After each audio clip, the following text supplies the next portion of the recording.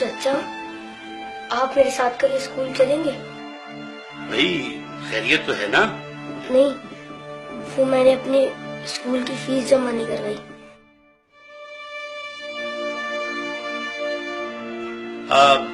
بیٹا تم کیا کرو گے اسکول پڑھ کے؟ دیکھو تم میرے ساتھ دکان پر آ جانا، میرے پاس 2 ملازم ہیں، جب تمہارے کام سمجھ میں آ جائے گا تو ایک کی چھٹی کرا دوں گا۔ تم لوگ دھیان سے پڑھو، ٹیچر کے آنے سے پہلے اپنا ہوم ورک مکمل کر لو۔ اچھا چچا میں چلتا ہوں۔ ارے نہیں بھائی، کھانا کھا کے جانا۔ ہائے ابھی ہمارا کھانا تیار نہیں ہوا۔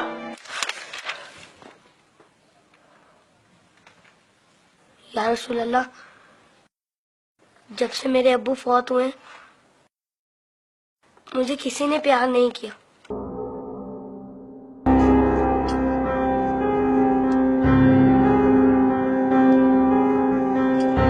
لوگ مجھے لاوارث سمجھتے ہیں، مگر یتیموں کے وارث تو آپ ہیں۔ شاید یہ بات کسی کو پتا نہیں ہوگی، تبھی تو مجھے اسکول سے نکال دیا۔ لیکن یا رسول اللہ، مجھے کسی سے کوئی شکایت نہیں ہے۔ آپ میرے وارث ہیں، اس سے بڑھ کر اور میرے لیے کیا ہو سکتا ہے؟ اللہم صلی علی محمد و علی محمد۔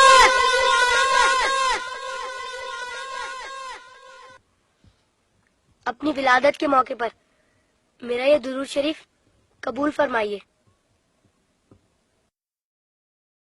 سنا ہے آپ اپنے نوازوں سے بہت پیار کیا کرتے تھے۔ امام حسن علیہ السلام اور امام حسین علیہ السلام کو کندھوں پر بٹھا کر سیر کرایا کرتے تھے۔ آپ امام حسین علیہ السلام کے گلے کے بوسے لیا کرتے تھے اور روتے تھے۔ آپ کو پہلے سے علم تھا نا کہ امام حسین علیہ السلام کے گلے کو کاٹا جائے گا؟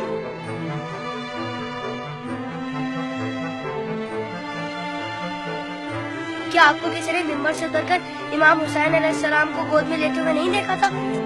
آپ نے تو خطبے کے بیچ میں انہیں گود میں لے کر کہا تھا، اسے پہچان لو، یہ حسین ہے، اسے کبھی تکلیف مت دینا، اس کی ہمیشہ مدد کرنا۔ جس نے حسین سے محبت کی اس نے مجھ سے محبت کی۔ کیا یہ سب کسی نے نہیں سنا ہوگا؟ ساقی کوثر نے جب ننھے علی اصغر کے لیے پانی کا سوال کیا تو یزیدی لشکر میں سے کسی نے بھی انہیں پانی نہیں دیا۔ یا رسول اللہ، آپ کی خاطر بھی نہیں دیا انہیں، اور 6 ماہ کا بچہ کتنا پانی پی لیتا؟ چند قطرے۔ حرملہ نے 3 منہ والا ایسا تیر چلایا جس نے شہزادہ علی اصغر کو ایک کان سے لے کر دوسرے تک ذبح کر دیا۔ تیر کتنا بڑا تھا آپ کو تو پتہ ہی ہوگا۔ تیر لگنے پر شہزادہ علی اصغر روئے ہوں گے، کٹے ہوئے گلے کو دیکھ کر مولا حسین بھی روئے ہوں گے۔ ننھے شہزادے کی لاش کو لے کر کبھی مولا آگے بڑھتے تو کبھی پیچھے ہٹ جاتے۔ جب شہزادے کو ماں کی گود میں رکھا ہوگا تو تیر چھپا دیا ہوگا۔ ماں نے جب ننھے شہید کو دیکھا تو کہا، ارے تیری عمر کے تو جانور بھی ذبح نہیں ہوتے، ان ظالموں کو تیری کمسنی پر بھی رحم نہیں آیا۔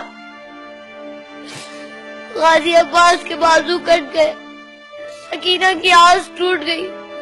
سنا ہے بی بی سکینہ مولا حسین کے سینے پر سوتی تھی، مولا کے دل کا سکون تھی وہ۔ شاید اسی لیے امام حسین نے اپنی شہادت سے پہلے زمین کربلا سے کانٹے چن لیے۔ میرے بات کہیں میری بیٹی کے پاؤں میں کانٹے نہ چبھ جائے۔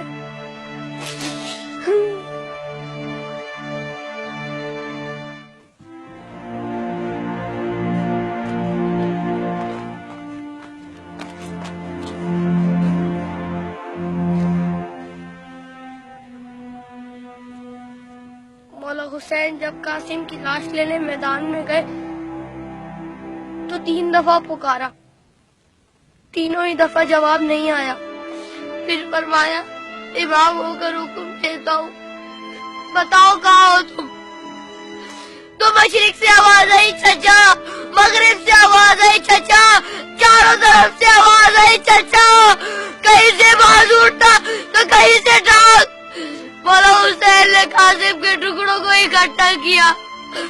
اور گٹڑی بنائے اور کہا حسین غریب ہو گیا.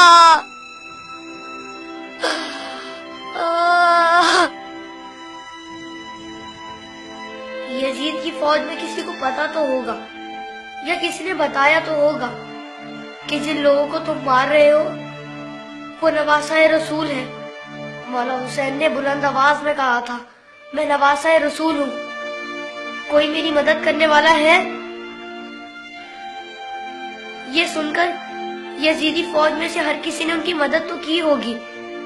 سنا ہے یزیدی فوج نے امام حسین کو شہید کرنے سے پہلے نماز پڑھی تھی, اذان بھی دی ہوگی. کیا اذان میں آپ کا نام نہیں سنا ہوگا؟ تو پھر آپ ہی کے نواسے کو اتنی بے دردی سے شہید کیسے کیا؟ شہید کرنے کے بعد پہچانا نہیں ہوگا,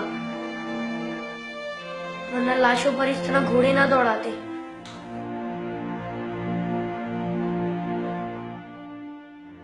عمر سعد کے بعد شمر نے آ کے کہا میرے حصے کا سر کہاں ہے؟ حسین کو قتل تو میں نے کیا تھا, تو نے وہ سر کولی کو دے دیا. عمر سعد نے کہا میں نے تیرے لیے بھی ایک سر رکھا ہوا ہے. شمر نے پوچھا کہاں ہے؟ عمر سعد نے کہا جانے سے برداروں کو لے جا خیمے کے پیچھے. ان ظالموں نے وہاں جا کر زمین میں نیزے مارنے شروع کر دیے. ایک نیزہ ایسا زمین میں گیا کہ ساتھ علی اصغر کو لے آیا. سب شہیدوں کے سر نیزے پر گئے, علی اصغر کا بدن نیزے پر گیا.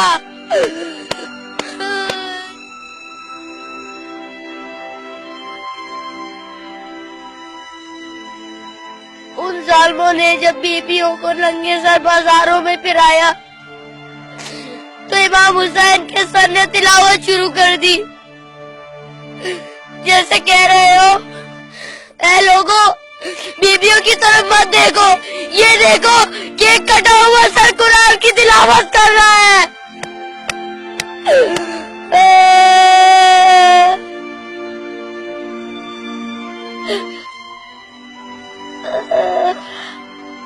جب میں کربلا کا ذکر کرتا ہوں